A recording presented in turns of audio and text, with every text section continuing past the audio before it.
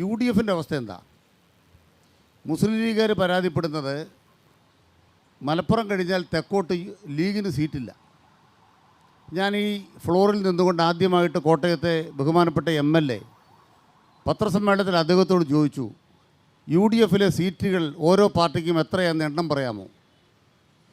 അദ്ദേഹത്തിന് പറയാൻ പറ്റില്ല.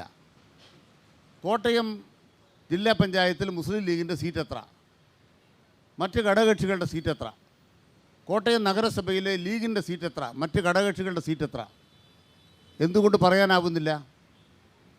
രാഹുൽ ഗാന്ധിയും പ്രിയങ്ക ഗാന്ധിയും മത്സരിച്ചപ്പോൾ എങ്ങനെയാണോ ലീഗിൻ്റെ പതാക ഒളിപ്പിക്കാൻ ലീഗ് നിർബന്ധിതമായത്, അതുപോലെ തെക്കൻ കേരളത്തിൽ മുസ്ലിം ലീഗിനെ മുൻനിർത്തി ഒരു തെരഞ്ഞെടുപ്പ് നടത്താൻ കോൺഗ്രസിനാവുന്നില്ല. ഇവിടെ ലീഗിൻ്റെ സ്ഥാനാർത്ഥികൾ അവർ കോണിച്ചിഹ്നത്തിൽ മത്സരിക്കാൻ തയ്യാറല്ല, അവർ കൈപ്പത്തിയിൽ മത്സരിക്കാൻ തയ്യാറാണെന്ന് പറയുകയാണ്. അപ്പോൾ കോൺഗ്രസ്സുകാർ പറയണത് എന്താണ്?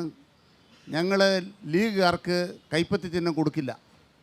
ഒരു കോൺഗ്രസ് പ്രവർത്തകൻ എന്നോട് പറഞ്ഞു, ഞങ്ങൾ കോട്ടയത്ത് കോണി ചവിട്ടി ഒടിച്ചു.